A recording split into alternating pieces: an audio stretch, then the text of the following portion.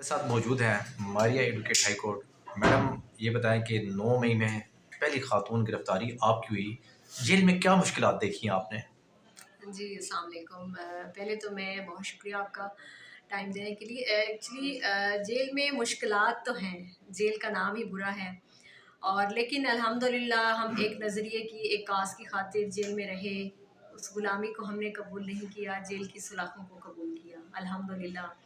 और तकलीफ़ देखी, बहुत मेंटली टॉर्चर बहुत ज़्यादा था, बड़ा पीक लेवल पे देखा है कि सबको आइसोलेशन बैरक्स होते हैं, एक आइसोलेशन होती हैं जो सेपरेट रूम होते हैं।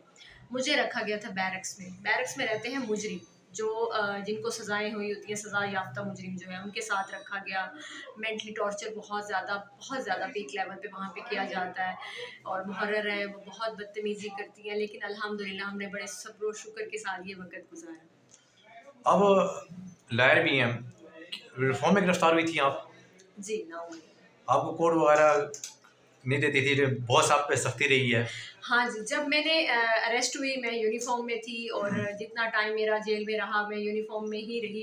इन्होंने मुझे मेरा जितना सामान था वो नहीं प्रोवाइड किया गया क्योंकि मैं शनाख्त परेड के प्रोसेस में अंदर थी और इन्होंने कहा कि जी उस प्रोसेस में आपका सामान तक नहीं मुझे प्रोवाइड किया गया और मैंने बड़ी ही तकलीफ़ में वक़्त गुज़ारा, लेकिन अल्हम्दुलिल्लाह बड़े सब्र के साथ।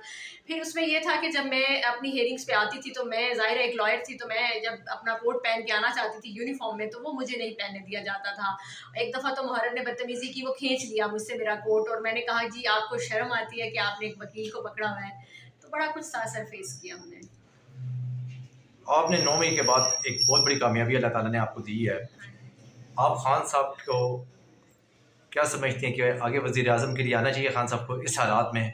सर खान साहब को आने वाली बात तो बाद में, खान साहब हैं वज़ीर आज़म हमारे लिए, हमेशा से हमारे लिए वज़ीर आज़म के ओहदे पर हमने उनको देखा है और इंशाअल्लाह सर इन हालात में सबसे परफेक्ट जो वज़ीर आज़म है वो खान साहब ही हैं जो इन हालात को कंट्रोल कर सकते हैं और अच्छी सूरत में वापस आ सकते हैं। मैडम ये बताएं कि आसिफ अली जरदारी साहब सदर पाकिस्तान, शहबाज शरीफ वज़ीर आज़म बने, उनके चेहरे पे मुस्कुराहट नहीं है, उदासी है, क्या वजह, क्या नज़र आ रहा है आपको? ज़बरदस्ती के वज़ीर आज़म बनेंगे, ज़बरदस्ती के सदर बनेंगे तो यही शक्लें सामने आएंगी। Thank you madam.